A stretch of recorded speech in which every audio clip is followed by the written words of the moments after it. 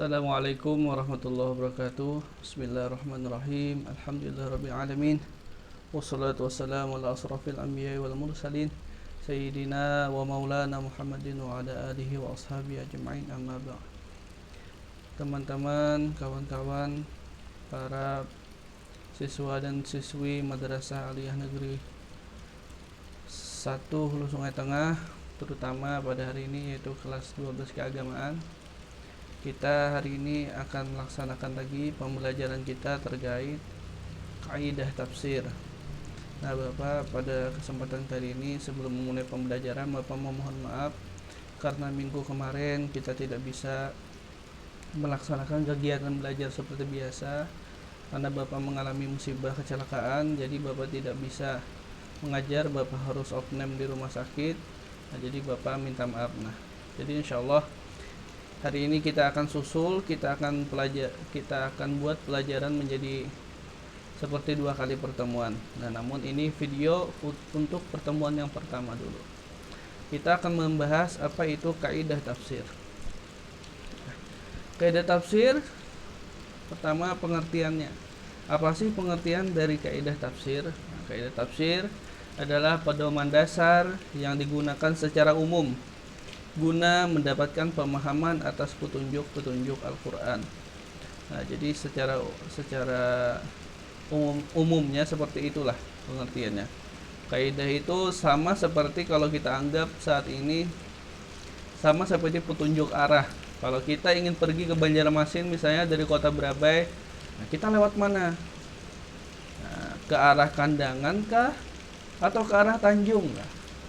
Atau ke arah Muntai kah? Nah, kalau kita ke arah Tanjung, maka kita akan tersesat. Nah, kalau kita ke arah Muntai, kita juga akan tersesat. Nah, tapi kalau kita mau ke arah Banjar, kita harus lewat Kandangan. Nah, itu sama seperti itu kaidah itu. Jadi kalau hendak mengerti tentang apa-apa makna atau pemahaman yang ada di dalam Al-Quran, maka harus menggunakan kaidah tafsir terlebih dahulu. Sama seperti kita dalam melakukan perjalanan, harus mengerti dulu perjalanan itu harus ditempuh seperti apa. Oke, sepeda motor misalnya kaidahnya seperti apa? Mau naik sepeda motor harus mempunyai SIM dulu. Nah, bensinnya diisi dulu, pakai helm dulu. Nah, seperti itu pula dalam menafsirkan Al-Quran. Nah, jadi harus ada kaidahnya, harus ada pedoman dasar yang digunakan secara umum. Oke. Macam-macamnya. Nah, macam-macam kaidah tafsir ada berapa? Yang pertama adalah kaidah dasar tafsir. Kaidah dasarnya apa? Kaidah dasarnya yaitu kaidah yang berkaitan dengan sumber pokok penafsiran, yaitu Al-Quran, hadis, dan penjelasan sahabat serta penjelasan tabi'in. Nah, ini harus menjadi kaidah dasar dalam menafsirkan Quran. Kadang ayat Al-Quran itu dijelaskan dengan ayat Al-Quran lain, atau ayat Al-Quran misalnya dijelaskan dengan Al-Hadis. Contohnya misalnya ayat Al-Quran dijelaskan dengan ayat Al-Quran lain. Misalnya ada dalam surah Al-Fatihah, Bismillahirrahmanirrahim, Alhamdulillahirabbil alamin, Ar-Rahmanirrahim, Maliki yaumiddin, Iyyaka na'budu wa iyyaka nasta'in, Ihdinas siratal mustaqim. Nah, ya Allah, berikanlah kami hidayah, ihdinas siratal mustaqim. Berikanlah kami hidayah kepada jalanmu yang lurus, jalanmu yang benar. Seperti apa sih ihdinas siratal mustaqim itu? Siratal mustaqim itu seperti apa? Yaitu siratal ladzina an'amta 'alaihim ghairil maghdubi alaihim waladdallin. Amin. Nah, seperti apa sih jalan yang lurus itu? Jalan yang lurus itu yaitu jalan yang engkau berikan kepada orang-orang yang telah engkau berikan nikmat, dan bukan orang-orang yang telah engkau berikan kesusahan, orang yang engkau telah sesatkan. Seperti itu. Contoh lainnya misalnya ada di dalam surah Al-Baqarah ayat berapa tuh? Ayat awal-awal, Alif Lam Mim Dzalikal Kitabu La Raiba Fihi Hudal lil Muttaqin alladzina yu'minuna bil ghaibi wa yuqimuna as-salata wa mimma razaqnahum yunfiqun.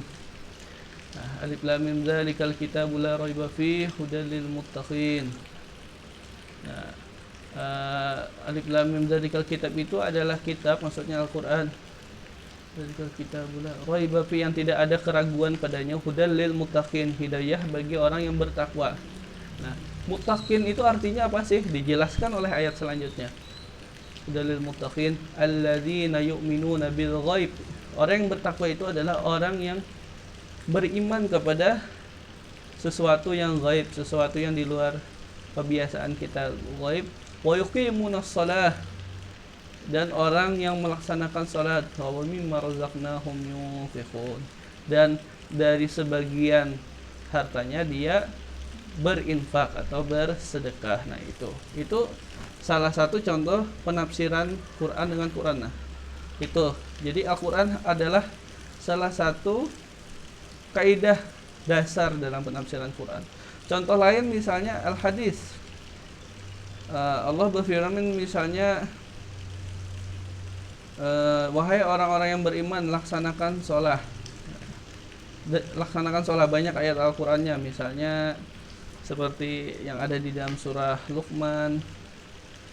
Terus aqimus shalah, perintah-perintah sholat. Nah, sholat itu seperti apa sih? Bagaimana sih cara pelaksanaannya? Apa saja syarat-syaratnya, rukun-rukunnya? Nah, itu dijelaskan oleh Al-Hadis. Kata Nabi, "Shallu kama ra'aitumuni usalli." Jadi di dalam Al-Quran itu ada perintah sholat, ada kewajiban untuk melaksanakan sholat, tapi bagaimana sholat itu dilaksanakan, bagaimana tata caranya, syarat-syaratnya apa, rukunnya apa, tidak ada dijelaskan dalam Quran. Nah, dijelaskan oleh hadis, "Shallu kama ra'aitumuni usalli."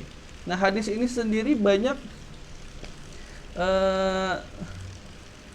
kalangan ulama itu berbeda dalam menafsirkannya, dalam memahaminya. Contohnya misalnya seperti ketika kita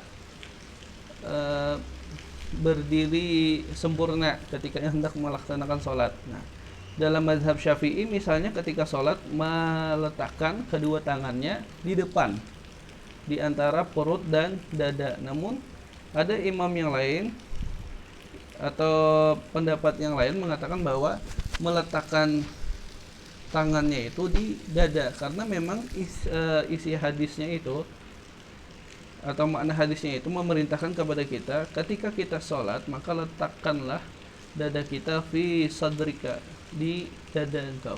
Yadaika fi sadrika, letakkan kedua tangan engkau di dadamu. Nah, kalimat sadrika ini hadisnya itu ada sebagian yang memahaminya bahwa sadr itu artinya adalah dada. Nah, namun Imam Syafi'i memahaminya berbeda. Kata sadr itu bukan hanya berarti sebagai dada. Kenapa? Karena dalam hadis yang lain dijelaskan oleh para ulama, ketika Nabi Muhammad berhijrah dari kota Makkah ke Madinah, nah, di dalam hadis itu dijelaskan bahwa penduduk kota Madinah atau orang-orang Ansar menyambut Nabi Muhammad fi sadril Madinah.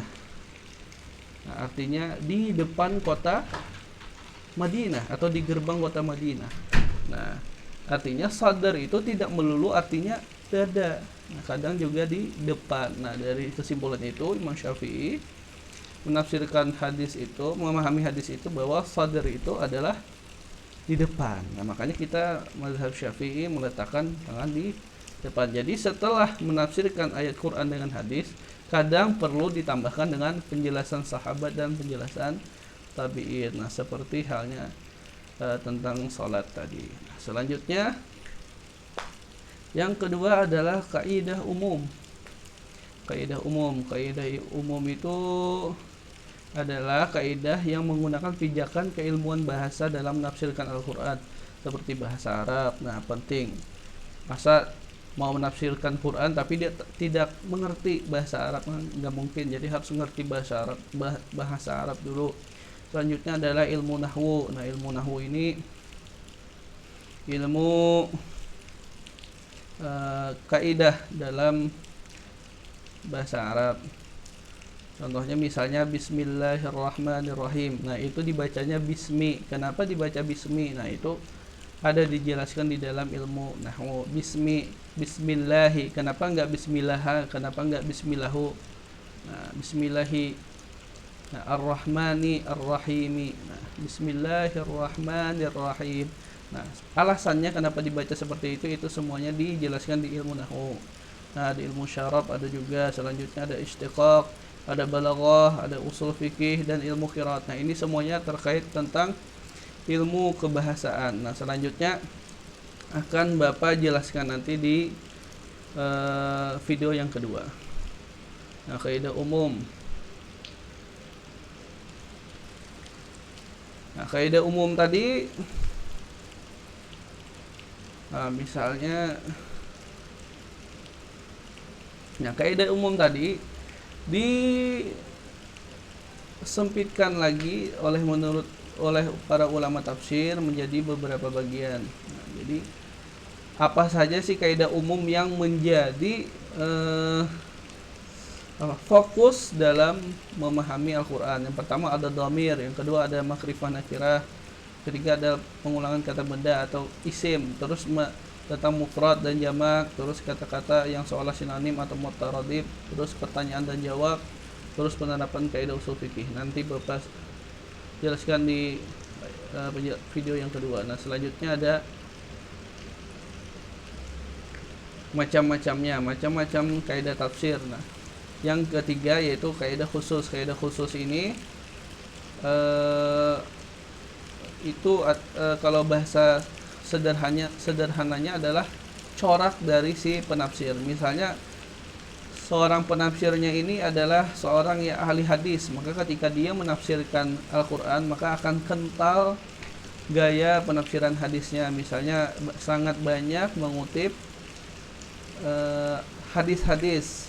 Contohnya misalnya seperti kitab Ibnu Katsir. Tafsir Ibnu Katsir itu sangat kental dengan penafsiran hadisnya.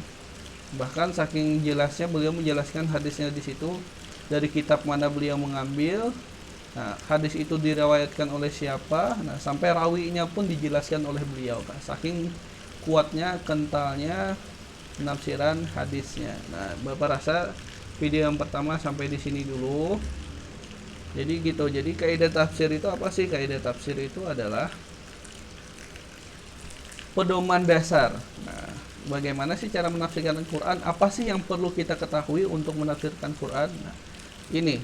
Jadi pedoman yang pertama adalah pedoman yang dasar, yaitu seperti Al-Quran, hadis, penjelasan sahabat, dan penjelasan tabi'in. Selanjutnya ada kaidah umum. Nah, ini pendekatan bahasa. Nah, yang dari bahasa tadi yang perlu dijelaskan atau yang paling fokus kita adalah tentang ini, ada dhamir, makrifah, pengulangan kata benda, mufrad, jamak, kata-kata yang seolah sinonim, pertanyaan dan jawab, terus penerapan kaidah usul fikihnya. Nah, terus yang ketiga adalah tergantung kepada corak si penafsirnya atau keahlian si penafsir. Misalnya yang menafsirkan ahli psikologi, ketika dia menafsirkan tafsir maka dia akan kental dengan corak tafsirnya. Contohnya misalnya ada di Indonesia Profesor Darwis Hude. Nah, beliau orang Sumatera Selatan, profesornya bidang tafsir. Namun karena beliau juga ahli psikologi, maka dalam penafsirannya beliau sangat kental dengan nuansa psikologi. Nah, boleh dicari nanti bukunya.